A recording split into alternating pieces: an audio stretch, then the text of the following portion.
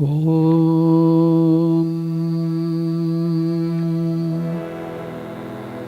Sthapakaya cha dharmasya sarvadharmasvarupine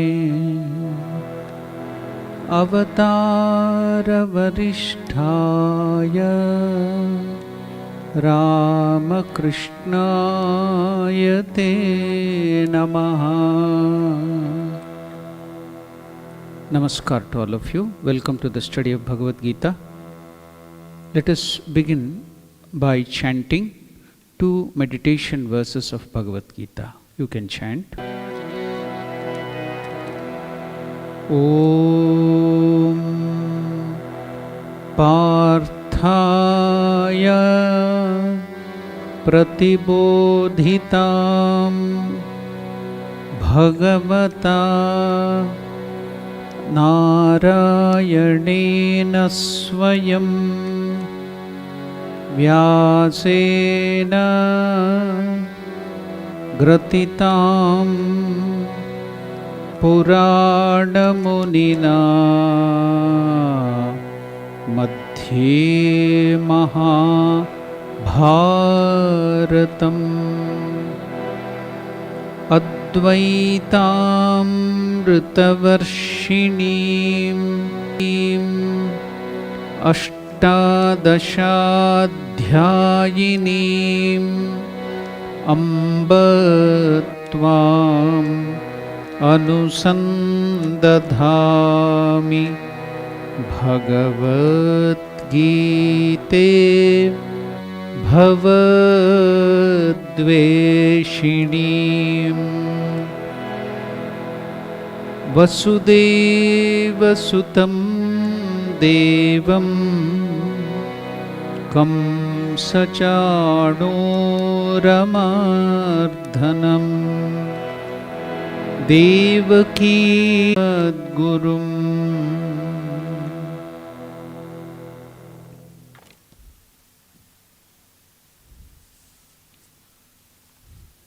We shall chant the 13th verse, Dehinosmin Yatha Dehe. Dehinosmin Yatha Dehe Dehinosmin Dehe Kaumaram Yauvanam Praptihi Dhirastatra na muhyati Dhirastatra na muhyati.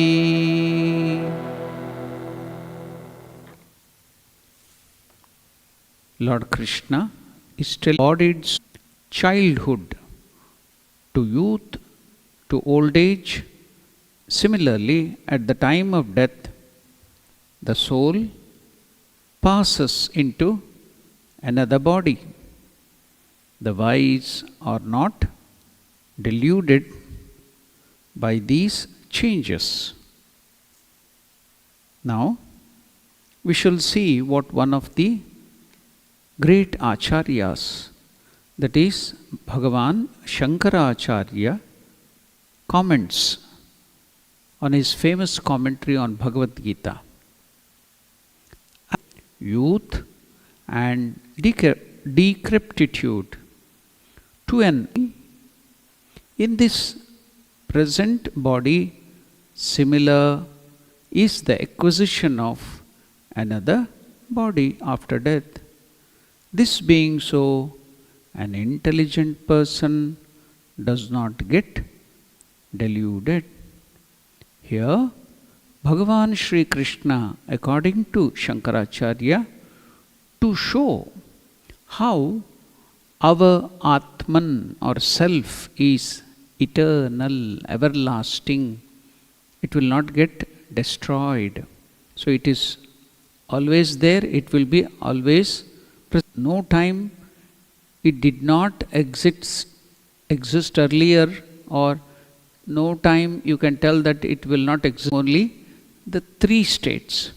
But in our Vedanta you can see it is elaborated, even more states are there. But let us take what Krishna has told, the 3 states.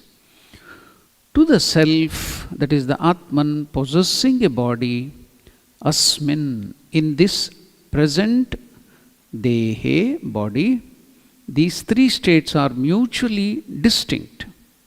What is that? Young age, childhood, then yauvana, that is youth, and then old age. Of these, it is seen that the self which verily remains unchanged acquires the second and the third states. Similarly, indeed, it is its, that is the unchanging self's Atman, Dehantara Praptihi, acquisition, a body different. Dhiraha, an intelligent person, does not get deluded. That is, Shankaracharya has given this commentary. Now let us, as I told, because I have explained a lot about this verse in the last class, but we shall take up different cross sections. We will dissect, just like in biology or medical science, they dissect the body. So we will dissect and bisect and ourselves, the Atman. Okay. Now we had that is because we are not the material body. This body, mind, and everything is matter. Even mind is matter, according to our Vedanta. But the spiritual soul, the Atman, seated within, is not matter.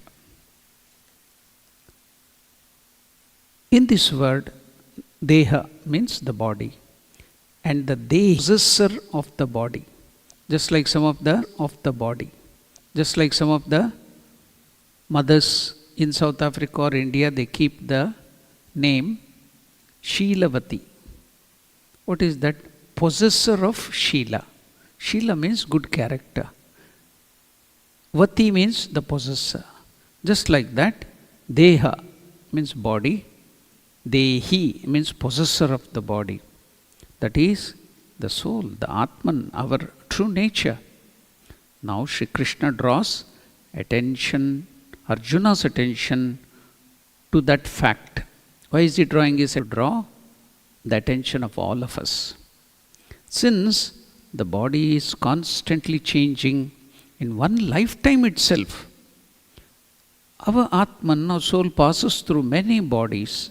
Similarly, at the time of death, will open up to one principle in our religion, especially Hinduism, and there are so many offshoots of Hinduism, like Buddhism, whatever.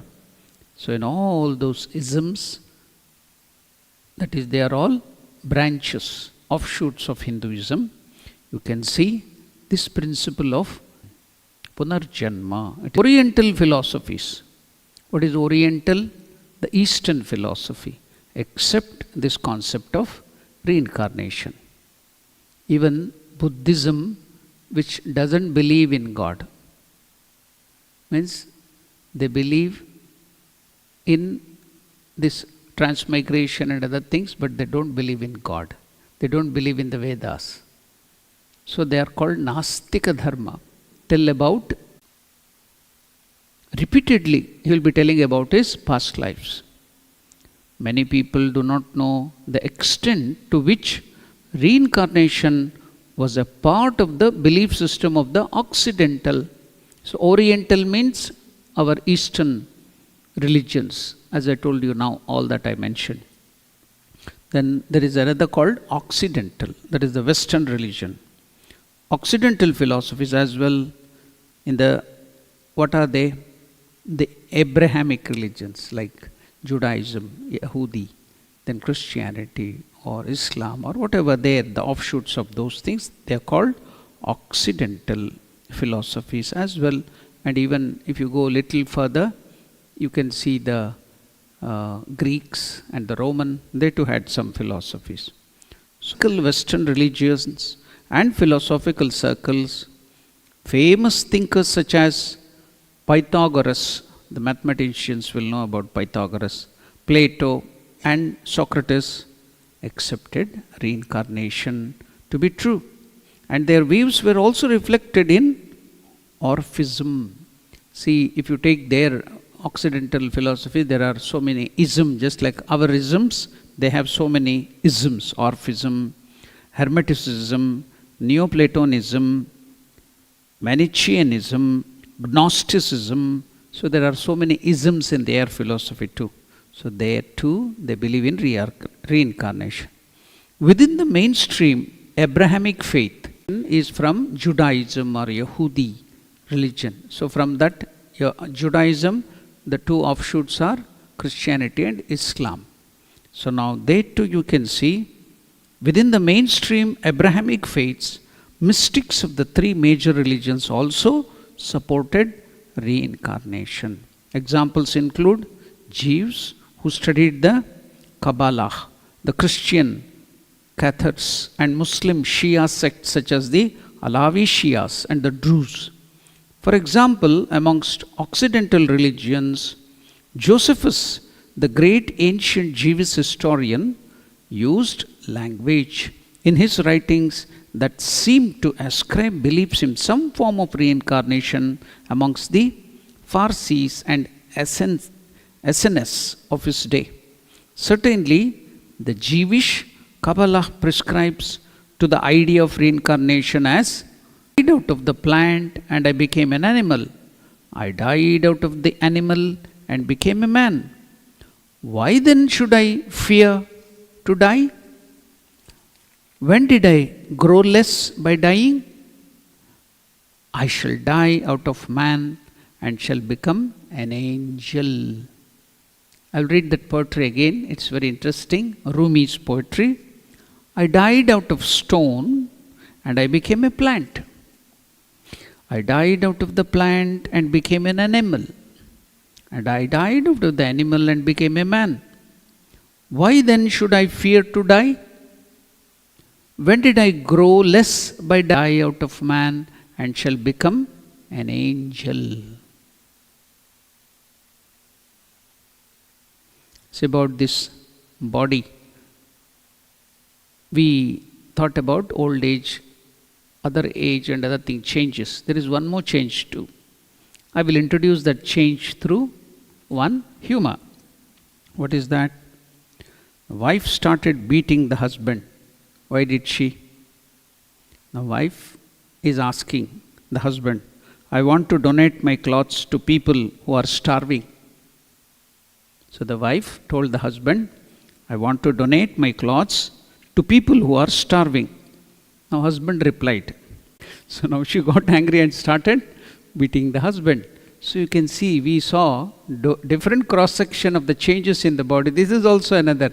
You are so lean and thin, then you started becoming so fat, then after that bulky and like Ganapati, and so much obesity, and again you will go to the gym.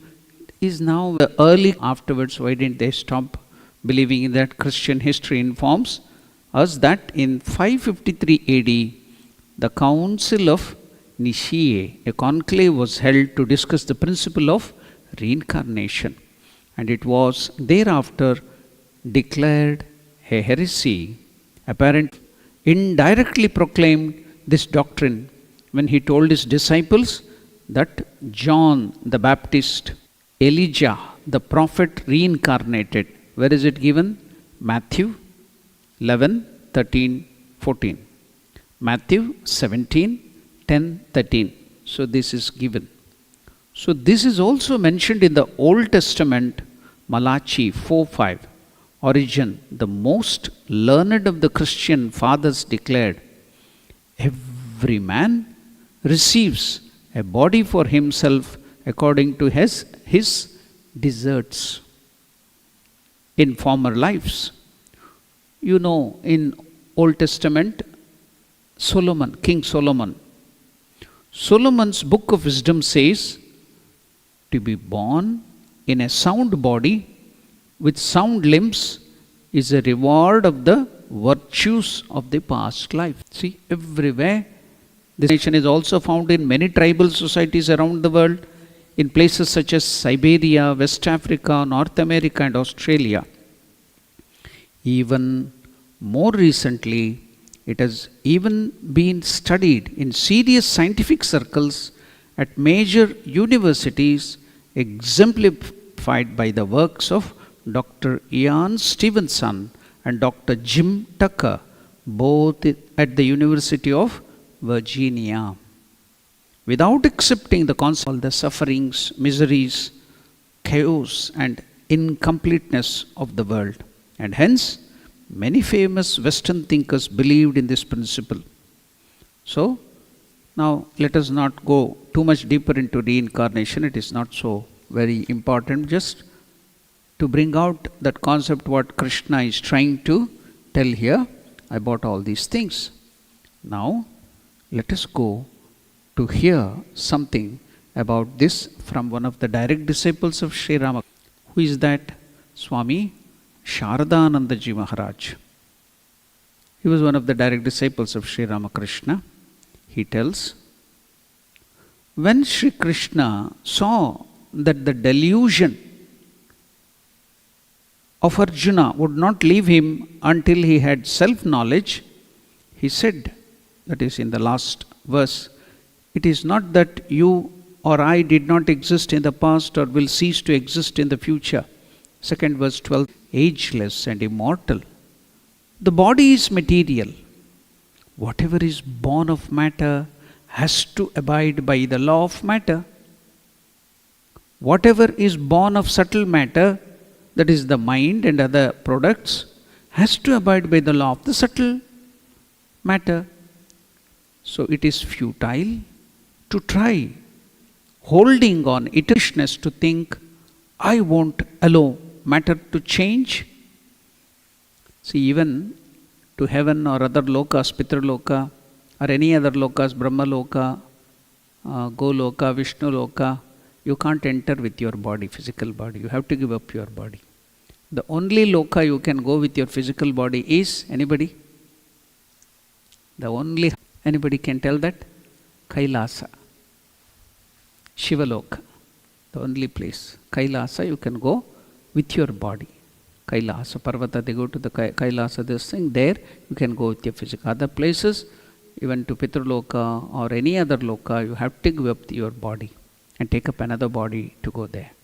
So now, how can, because the rules of the matter has to change. So how can you expect that it cannot change? So it is ignorance and foolishness to think, I won't allow body to change or matter to change. I shall keep this body in some condition eternally.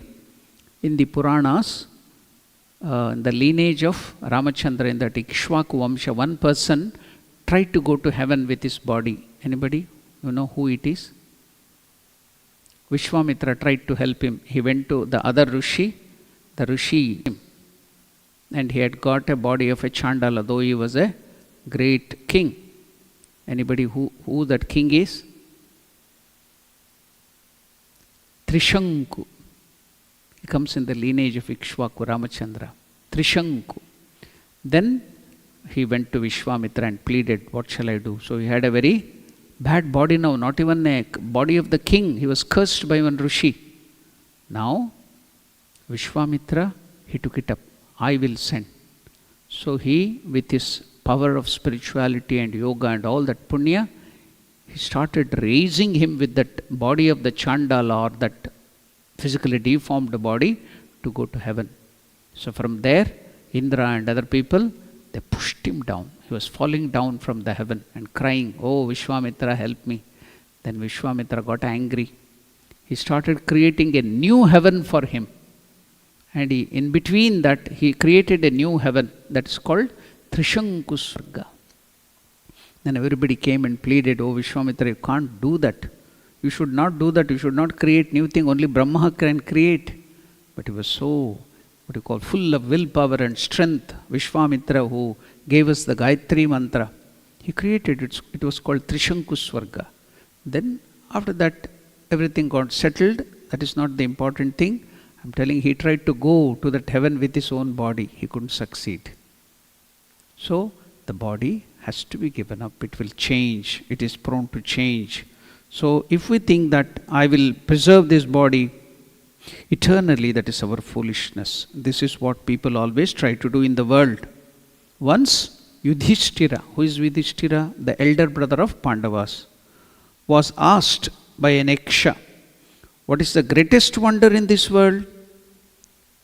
What is the greatest wonder or surprise of this world? To which Yudhishthira replied, we see people living incidents, newspaper, you open the newspaper or the TV, every day there will be thousands of people dying.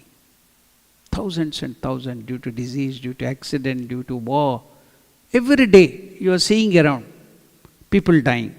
We see people living every day for the abode of death, and yet those remaining behind, we all of us aspire to live eternally. We think that we will not die. We will be safely living here. All may die, we will not die. So with that thing, we are happily living in a cocoon. We do not know when that person called death will come and squeeze the life out of us. But that is the most surprising thing in this world, says Yudhishthira to the Yaksha. We see around us people dying all the time, but yet those remaining behind, all of us aspire to live eternally. What indeed can be a greater wonder than this? We see people dying every day. There is no one in the world who has not known someone who died. Yet all move about as if they were immortal. Everyone has this inherent desire. Every one of us have an inherent desire to hold on eternally to the material body. Any example from the life of Buddha? One of the women, she lost her child. So she took that dead child to Buddha could do, he had that power. But what is the use? He didn't want to do that because he wanted to teach her a lesson. A fist of mustard, only a fist of mustard. In a house, she was very happy, just a fist of mustard. Anybody will give. But one condition, what is that? In a house where there is no death. She went. Whole town she covered. Everywhere people are saying, oh, just recently my grandfather died. Just 1 year back somebody died. In every house there was death. Then she came back. She understood. Yes, body is not eternal. Then she surrendered to Buddha. So that story, it comes, you read the life of Buddha, it is there. So everything material past states. So before that, I just wanted to take you through. As I told you, we'll bisect our body. What is that? So we should know about our body. So medical doctors do the dissection and bisection or something in a different way. We in Vedanta, we can do the bisection or the dissection or whatever in a different way. What is this? According to Vedanta, we have 3 bodies within this. It's called Shariratraya. The doctrine of the 3 bodies in Hinduism, the human being is now, the human being is composed of 3 shariras or bodies emanating from Brahman or Atman or Paramatman by avidya. What is avidya? Avidya means ignorance or nescience. Ignorance of what? Ignorance of your true self is avidya. Maya. Ignorance of your true self is avidya. The same 3 bodies, they divide it into 5 sheets. I will take you through that. Now, the 3 body doctrine is an essential doctrine in Indian philosophy and religion, especially in yoga, Advaita Vedanta, Tantra and Shaivism. Now, what is the first body which we have? We don't see that at all. Nobody can see it. What is that? The causal body. It's called, so the name itself is telling, the body which is causing all these things. Causal body, Karana Sharira. So the first one, topmost, is causal body. Karana Sharira or the causal body is merely the cause or seed of the subtle body, the gross body. What is the function of the seed of a fruit or something in the tree? It has no other function than to be the cause of the tree. Just like the seed is the cause of the tree, likewise, the causal body is the cause of this subtle body and the gross body. We will go deeper and understand it. Now, it is that causal body is nirvikalpa rupam. See, these terminologies you should be familiar. So, you should know what is nirvikalpa rupam. What is nirvikalpa rupam means form. Nirvikalpa means undifferentiated form. Unmanifest or undifferentiated form is called nirvikalpa. And how does this causal body originate from? There should be some cause for this also. So it originates with avidya, ignorance, nescience or ignorance of the real identity of your true nature. When you forget your true nature, then this causal body arises. So that's why in our life we forget so many things. So many important things we forget. Just today, I saw one video talking on that. The husband goes, get ready, he comes back, nothing is ready, she's talking over the phone, the baby is playing. Then finally she goes to bring some vegetables and cut it. She keeps the phone in the ears and start cutting the vegetable, talking and talking to the friends or I don't know what. Then finally she keeps the vegetable there. She thinks now the baby has the vegetable completely engrossed. She takes the baby and keeps in the refrigerator and closes the door. It happened. I will show you the video if you want. Then the husband comes and tells, where is the baby? She's still talking. You go and over the phone. And finally husband gets angry, takes away the phone and throws it. Where is the baby? Then she starts searching. It was here. They searched the whole house. Nowhere. Then finally, for some reason, opens. It was not dead by God's grace. He took it out.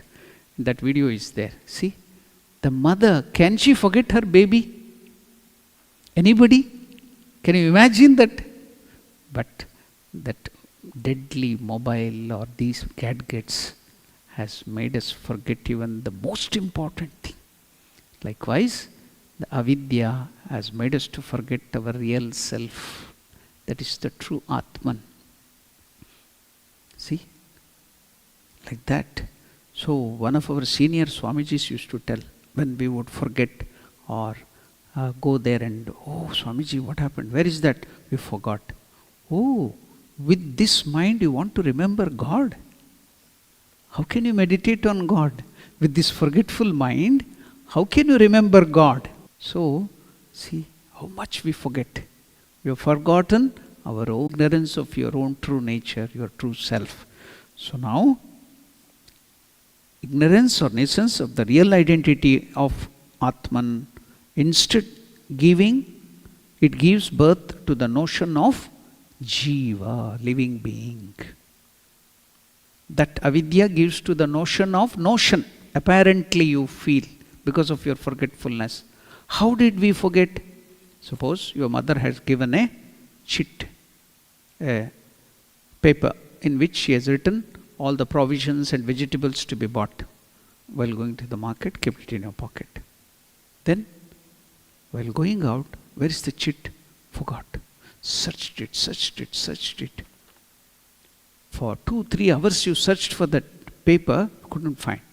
Then, finally you remembered, oh, it is in my pocket. Was it lost any time?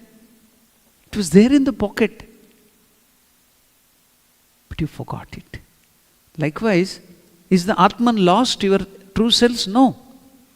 Temporarily you have forgotten it, that's all.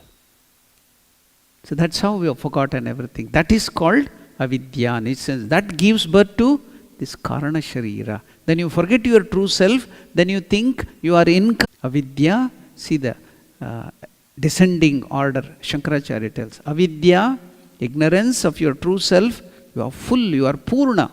You don't need anything. You forget yourself, you think you are limited. Kama, you get desire. I want to fulfill my desire. I am incomplete. I want security. I want peace. I want happiness. For that, you have to work. Karma. That's why you are working every day. Desire. So this is how everything comes out. The desire. Desire is the basis, it's the seed. Desire, intense desire, thinking is giving birth to the notion of Jiva, living being. How did the living being come? This way. Now, Swami Shivanandaji of Divine Life Society characterizes the causal body as the beginningless ignorance that is indescribable. You can't describe it. Did you any time find out when you go to sleep? Find out. Try today. Go to, before sleeping or any time, try to find out when you go to sleep. You can't go to sleep. Try it. Try when you forgot something. You forgot, then maybe days together you could try to find out when you forgot it. If you know that, you will never forget it. So likewise here, see, Swami Shivanandaji is telling, it is beginningless means not like Paramatman or something beginningless, but you do not know. And it is indescribable. Now another Guruji of Nisargadatta Maharaj, Siddharameshwar Maharaj, also describes this causal body as characterized by emptiness, ignorance and darkness, in the search for the I, where there is nothing to hold on to anymore. Now, Ramanujacharya, another great Acharya who is the founder of, or founder rather, the developer all into the reverse stage. This is the stage where you will know your true self, that you are not even the small Atman, but you are the Paramatman, is reached, and the search for the highest Purusha, that is Ishvara, ends. According to other philosophical schools, the causal body is not the Atman, because it is also having a beginning and it is also having an end and is subject to modification. Now, we have come to know about Karana Sharira, causal, why everything is caused. Shankaracharya is telling, not seeking a personal God goes beyond Anandamaya Kosha in search of the transcendental Brahman. Now that will be too boring for you. Let us go to next, that is Sukshma Sharira. First we studied about Karana Sharira, causal body. What caused this? The desire, the vasana, the seed form of your desire which is unmanifested. So that caused the whole thing. Now what does it cause? Firstly, Sukshma Sharira, subtle body, the second layer, subtle body. What is that? Sukshma Sharira, or the subtle body, is the body of mind and the vital energies. Prana, Apana, Vyana, life. If this Sukshma Sharira with the mind and the prana goes away, then this physical body dies. So now you came to know what is death. Together with the causal body, it is the transmigrating soul or living being Jiva separating from the gross body upon death. So this subtle body with the causal body, when it leaves this physical body, that is called death. So it will be still there. When you die, when this body is given up, still your body is existing in the form of subtle body and causal body. Now we will see more details of what is this Sukshma Sharira, subtle body. Shravana means hearing. Hearing and all the other organs of perception. You perceive this whole world. Without them, you cannot perceive this outside external world. What are they? 5 organs of perceptions. So Shravana means ears, etc., etc. What are the eyes, ears, skin, tongue and nose. Through them you perceive the world. So these 5 organs of perception is the part of subtle body. Then what else? Vagadi Panchakam. Vak means you are talking, mouth. The 5 organs of action. They are organs of action, speech, mouth. Hands, you do the work. Legs.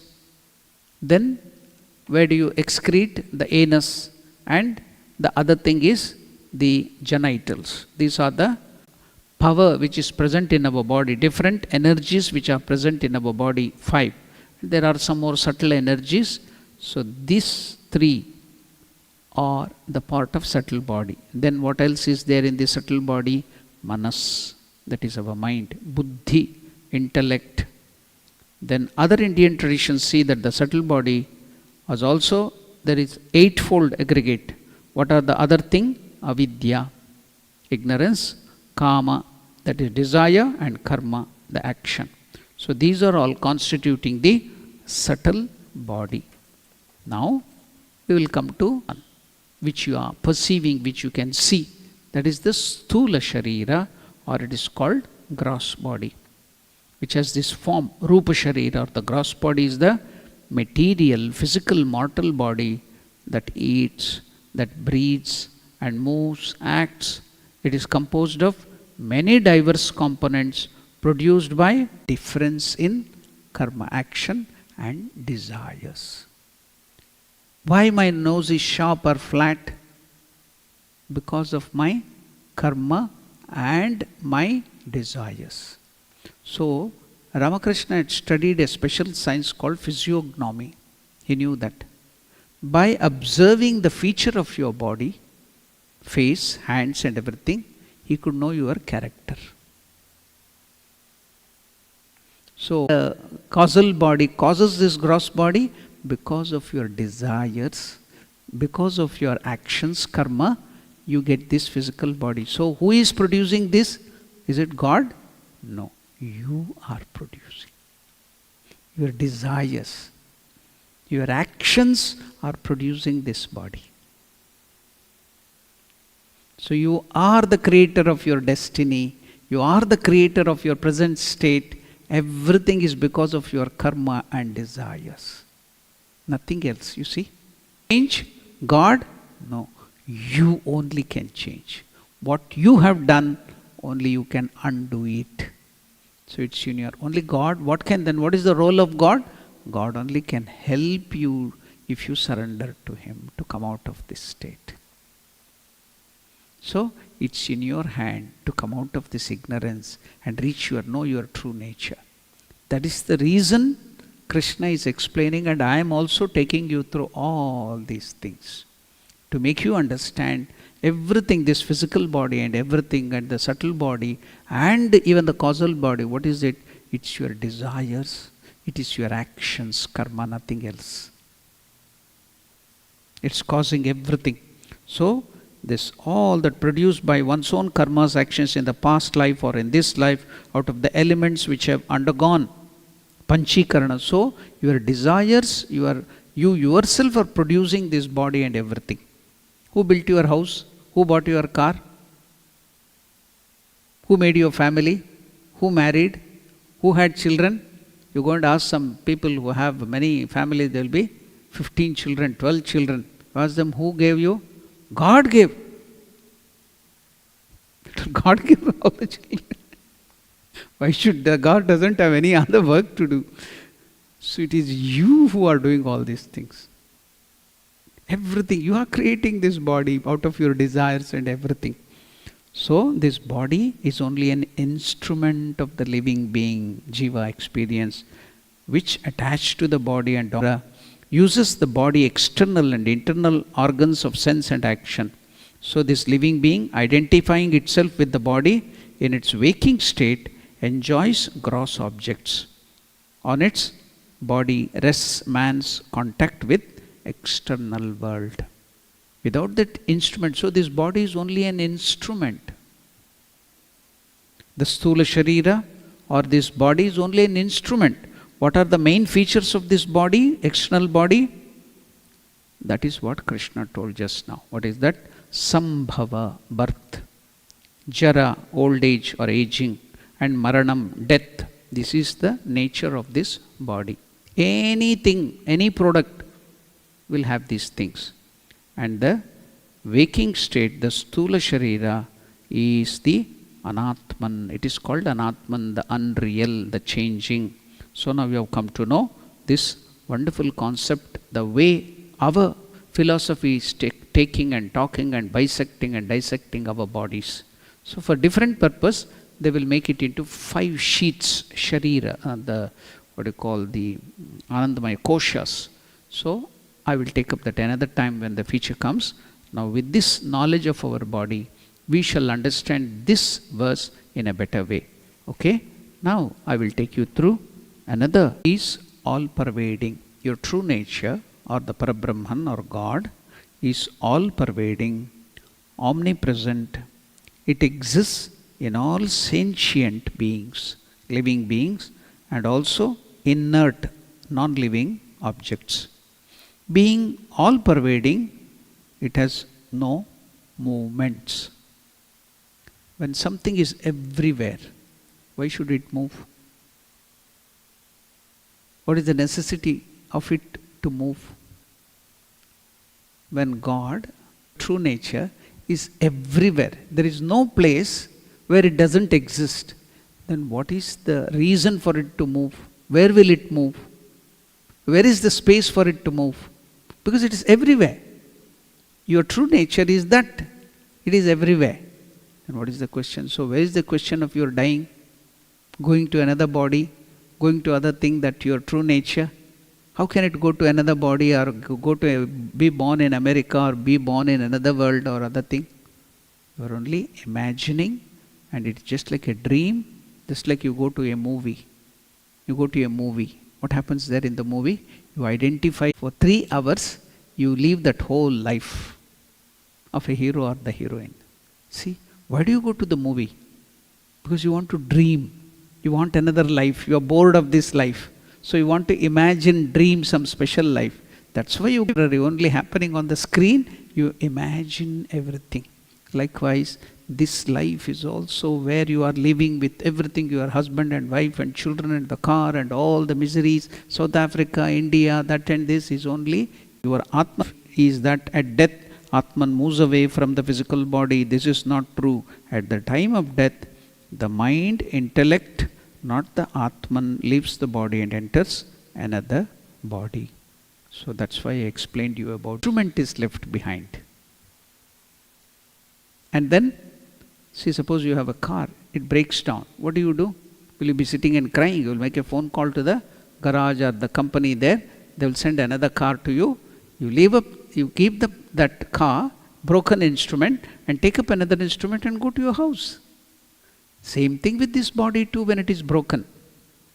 That's happening. That is death. So why are you afraid, Arjuna, for that? The people who knows this, who are intelligent, are not deluded by these things. So from Arjuna, we should learn now. See, what a beautiful concept. Have you thought over this? So much of wonderful ideas Lord Krishna is giving through this. So, only at the time of death, the mind and the intellect, we told Karana Sharira and Sukshma Sharira, moves not the one physical body to another is called death of the previous body, and the birth of new body. The phenomenon occurs within the medium of all pervading. This occurs in the medium of all pervading Atman. Just like on the screen, you see the movie and after that it disappears. On the white screen, you see all that movie is projected. So there is no creation. So all a projection. There is no concept of creation. It's only a projection. So the body, mind, intellect defines the individual human personality. Beyond the material equipment of the body, mind, intellect lies the spirit or the Atman, the very core of the human being. That is, core of the human being means your true nature. Every individual has this same spiritual core. The all-pervading Atman, the heterogeneous variety of beings, genus, variety of the material equipments only. The material equipment passes through the different stages of childhood, youth and old age. Likewise, the embodied mind, intellect passes into another body at the time of death. Therefore, neither the embodied mind, intellect or Atman ceases at the time of death. Your mind intellect uses your physical body to fulfill and exhaust your existing desires or vasanas. What are vasanas? Subtle desire. Desire in the seed form. Vasana, your desires. Vasanas are desires in the unmanifest form. When your present body can no longer be used to exhaust your desires, the vasanas, your mind intellect finds another physical body. That which can exhaust the desires or karma. The old body dies and the new body is born. This process of birth and death goes on and on and on until your last desire, vasana, is exhausted and you. So now you see, you have some seeds. If you put it into the ground, it starts sprouting. Again, new things will come up. So until that vasana, that causal body is there, you will go on getting. How did it come? What is the reason for that? Avidya. Or what is that? Ignorance. What is ignorance? Absence of knowledge. Knowledge of what? Your true self. So if you get knowledge of your true self, knowledge of God, then only the seed ignorance will be destroyed. How can you come out of this? Only by getting the knowledge, meditating on God, then the ignorance is destroyed. Then the seed, suppose if you put the seed into the ground, it sprouts. Suppose you fry the seeds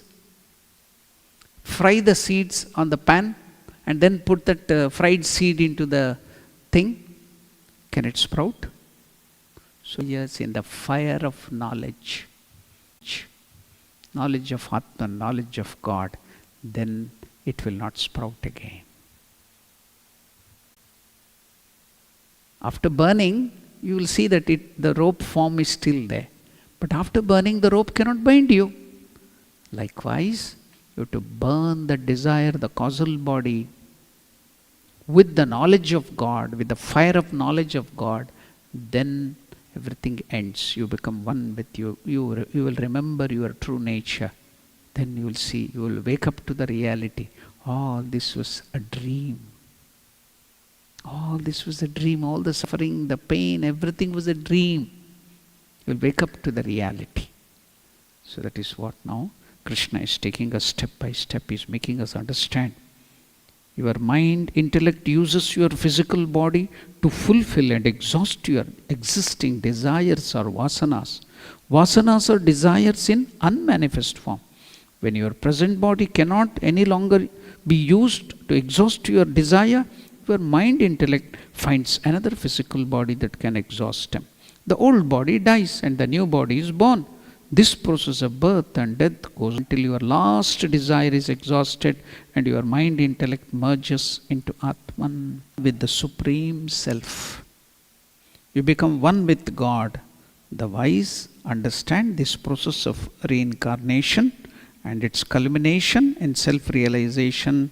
Hence, they do not grieve. They do not worry.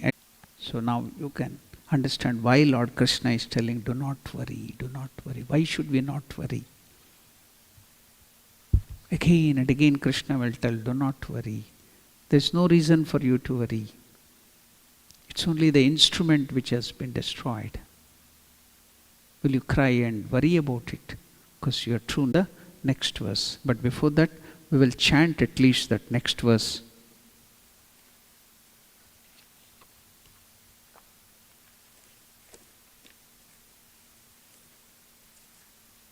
Matra sparshastu kaunteya. Now, the question may, we are feeling pain and happiness. Every day we are undergoing so many. If it was unreal, how are we feeling? If we put sugar to your mouth also, it is sweet. If you put neem powder to another person, baby's mouth also, it is bitter. How is this possible if it is unreal? Everything is unreal. Give us the reason. You should be scientific. Then Krishna goes to the next verse to make you understand. What is he telling?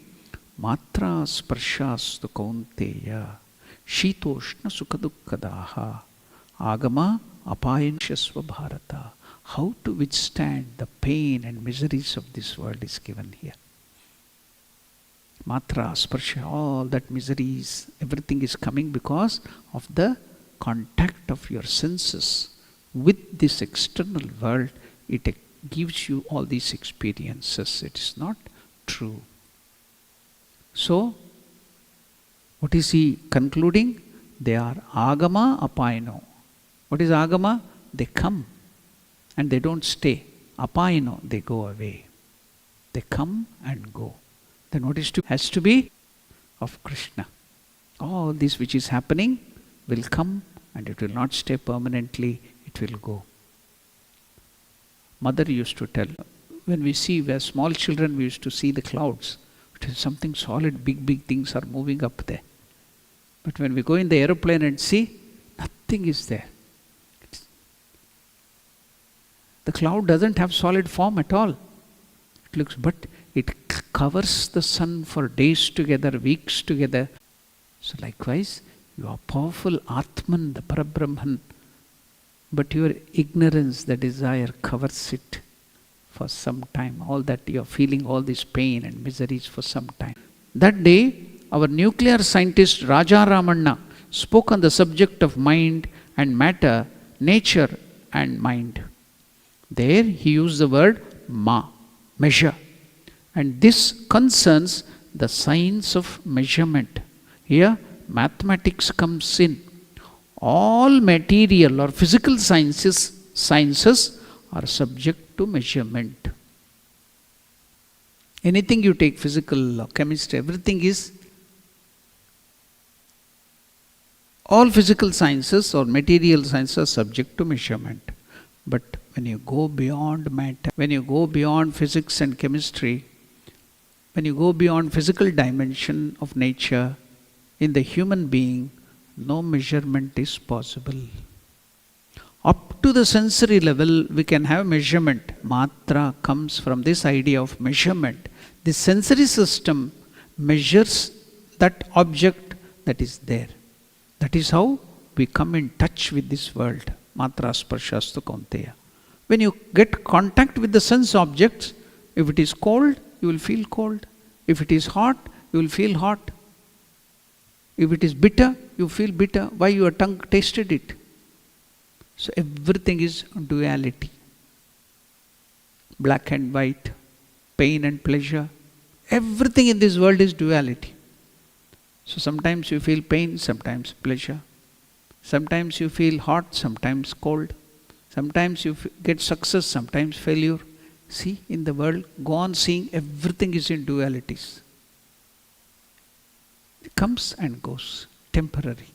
So, now Krishna is telling, Tam titikshasva bharata, bear with it. Do not worry. It comes and goes. It will stay for some time and goes away. Oh, Arjuna, through Arjuna is telling all of us, difficulties and everything will come to your life. Forbear it. Try to overcome it. Do not worry. But it will be there. What cannot be cured has to be endured. Thams titikshasva bharata. Titiksha means a great character we have to develop. Forbear. Do not react. Do not worry. Be concerned. Do not react.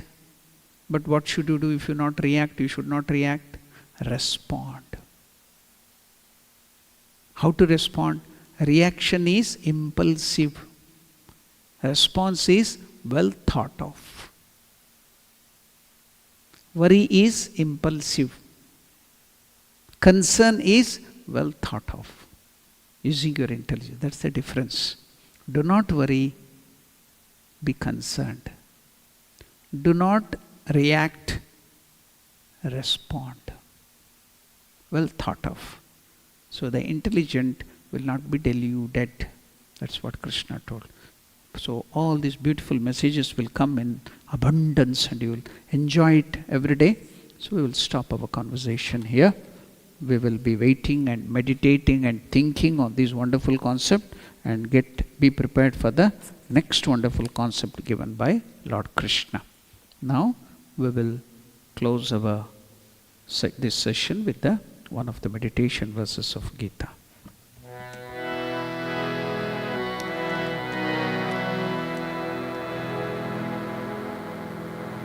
Om Mukam Karoti Vachalam Bhangum Langhayate Girim Yatkripatamaham Vande Paramanandavam. Om Shanti Shanti Shanti Harihi Om Tat Sat. Shri Ramakrishna Arpanamastu.